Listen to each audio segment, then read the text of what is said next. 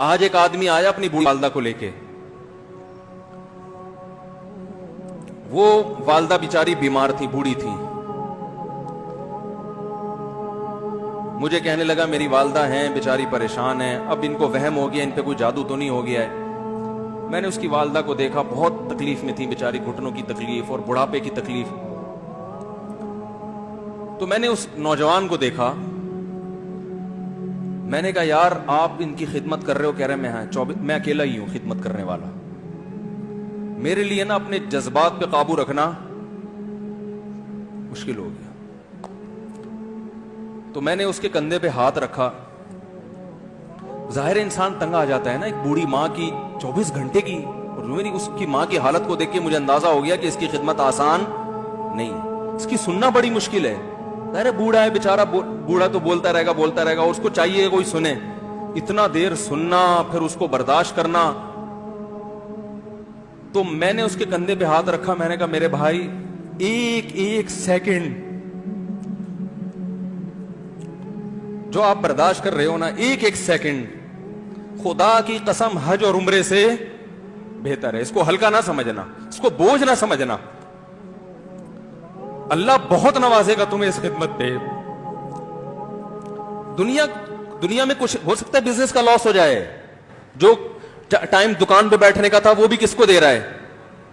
میں نے کہا اللہ کی نظر میں یہ خدمت ہلکی، دنیا میں اس پہ کخ بھی نہیں ملے گا. تبھی انگریز اس سے پہلے ہی اولڈ ہوم میں جمع کرا دیتا ہے، کیونکہ ماں نے جو قربانی دی ہے نا تمہارے لیے وہ اس سے بڑھ کر ہے. وہ بھول جاتا ہے انسان، اور اس پہ کوئی موٹیویٹ کرنے کے لیے تیار نہیں ہے. وہ فادر ڈے اور مدر ڈے مناتے ہیں بس سال میں ایک دفعہ. قرآن کو پتا ہے کہ انسان اپنے محسنین کو سب سے پہلے بھولے گا، کیونکہ ان سے جتنا فائدہ اٹھانا تھا اٹھا لیا. اب اس سے نہ کوئی فیکٹری چلے گی، نہ معیشت مضبوط ہوگی. گورا سارا فوکس کس کو کر رہا ہے؟ کنٹری مضبوط ہو جائے، ہے بھائی، بزنس اچھا ہو جائے. اللہ کو پتا ہے ان لوگوں نے تمہیں جنا ہے. ماں نے، قرآن کیا کہہ رہا ہے؟ حملتہ امہ کرہن ووضعتہ کرہا. اس ماں نے تمہیں تکلیف سے پیٹ میں اٹھایا اور تکلیف سے تمہیں جنا ہے. وحملہ وفصالہ 30 شہرا. اور جب دودھ پیتے بچے تھے نا، 2.5 سال اپنی گود سے چپکا کے رکھا ہے اس نے. 2.5 سال، ایک سیکنڈ کے لیے الگ نہیں ہوتی تھی. اس وقت تمہاری معاشرے کو کوئی ضرورت نہیں تھی. بچے کا کوئی کردار ہوتا ہے؟ کسی کام کا نہیں ہے. پھینک کے چلی جاتی، کوئی پوچھنے والا نہیں تھا. عیدی سینٹر میں جمع کرا دیتی. کیسے پالتی ہے، کیسے سینے سے لگا کے رکھتی ہے. اور کتنا بڑا رشتہ ہے ماں کا بھائی.